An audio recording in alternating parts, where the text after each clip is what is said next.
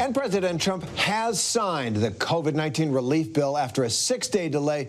He'll avoid a government shutdown. We all will that way. The $900 billion bill that he signed, it includes $600 checks for Americans who earn less than $75,000 per year. It provides government funding through September 2021. Despite signing it, the president says he still opposes much of what's in the bill, and he's demanding more money be sent directly to Americans. ABC News political director Rick Klein and our White House correspondent Rachel Scott join us now for a bit more. Rick, let me just begin with you. Why did President Trump wait so long, storm about on Twitter about this bill, threaten to veto it, and then end up signing it? What did his delay accomplish there?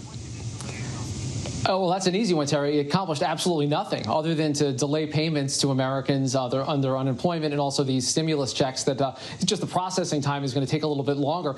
There really was no good reason. He was having a fight with himself over this. This bill had been negotiated with his Treasury Secretary, with Republicans in the Senate and the House having a lot to do with it, voting for it overwhelmingly. And then came that late veto threat, which blindsided even his close allies. I think to some observers, it seemed like he was trying to make himself relevant in the late stages of his presidency. He did have some real policy critiques in there, but some of his objections were very curious because they were things that matched things that he had asked for in his budget, things that his Treasury Secretary said would be signed by the president, and ultimately, of course, he did sign the bill after getting absolutely nothing in terms of a concession from House members or senators. And Rachel, let me ask you that the House now is voting to increase the amount of those checks to $2,000 instead of the $600 in the bill. So it's expected to pass the House, but do you think it's going to go anywhere in the Senate? Can people expect there's going to be $2,000 checks in the mail?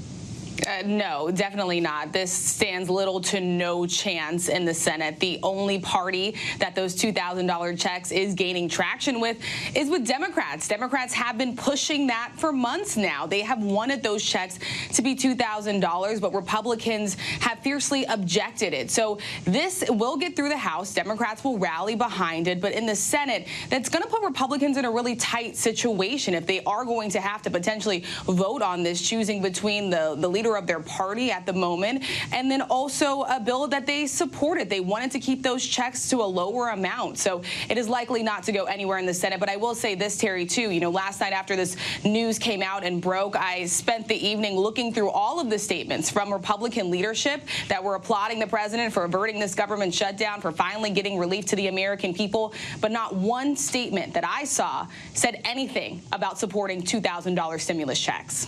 And as you say, President Trump wants the $2,000 checks, and Democrats want these $2,000 checks. Republicans apparently don't. What's their issue with it?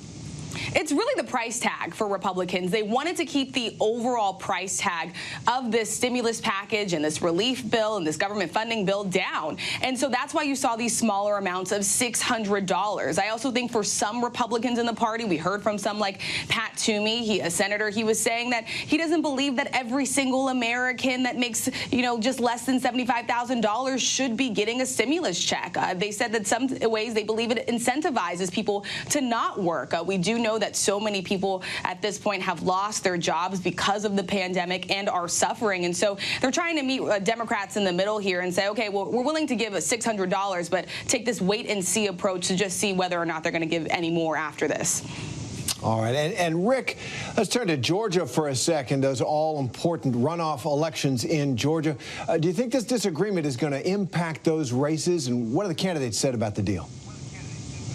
Yeah, this is a curveball in the middle of that race, which is a week from tomorrow. The Republicans are both on record being skeptical of this kind of big check. They're silent on the question of whether $2,000 it should be the number instead of $600. They were skeptical even of the $600 number. And Republican leader Mitch McConnell in the Senate has blocked it from even coming up for a vote. On the flip side, both the Democrats, Jon Ossoff and Raphael Warnock, are on record saying they support this. So if it does come for a vote in the Senate in advance of the runoffs on Tuesday, it is an awkward one for these senators, who both of whom are on the air now bragging about this bill and their work to get stimulus checks in the hands of Americans. But now they'll be in a position of having to toe a party line that is breaking from the president. So this is all sorts of manner of messed up politically for Republicans right now, and really a fitting coda to the Trump era for them to be at odds over these different parts of it. And now with this very critical election, with President Trump coming to the state on the eve of that election next Monday night, Republicans, frankly, don't know how to handle this. They know that they really can't win without the Trump base, but both of these senators in a very difficult bind.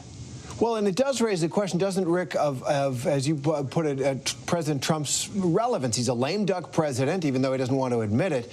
And his effort to overturn the election has gone nowhere because the facts and the math isn't with him. The New York Post's editorial board is now calling for President Trump to, quote, stop the insanity, saying in an op-ed that the president is cheering for an undemocratic coup when he should be concentrating on those elections in Georgia. The Post, that newspaper, came out with a Hunter Biden story. Very loyal to Trump over the years. So how significant is this coming from this newspaper that endorsed Trump? I don't think it's going to change the president's mind, but I think it could congeal some conventional wisdom and give maybe license to more Trump supporters to back off of what are spurious claims that are, as you say, going nowhere. Think about the sequence of events next week. The president will be on the trail in Georgia on Monday. Tuesday are those runoff elections. And then Wednesday is when Congress convenes to count those electoral votes. Pressure being exerted now even on Vice President Pence, who will be in the chair in his capacity as president of the Senate to preside over that counting.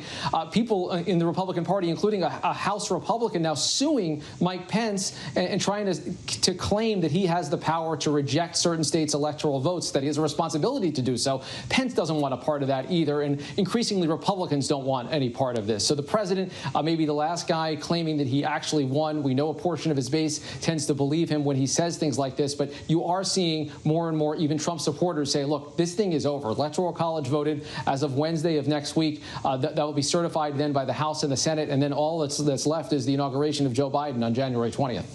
And with that, the spotlight of democracy moves away from Donald Trump, whether he likes it or not. Rachel Scott, Rick Klein, thanks very much. Hi, everyone. George Stephanopoulos here. Thanks for checking out the ABC News YouTube channel. If you'd like to get more videos, show highlights, and watch live event coverage, click on the right over here to subscribe to our channel. And don't forget to download the ABC News app for breaking news alerts. Thanks for watching.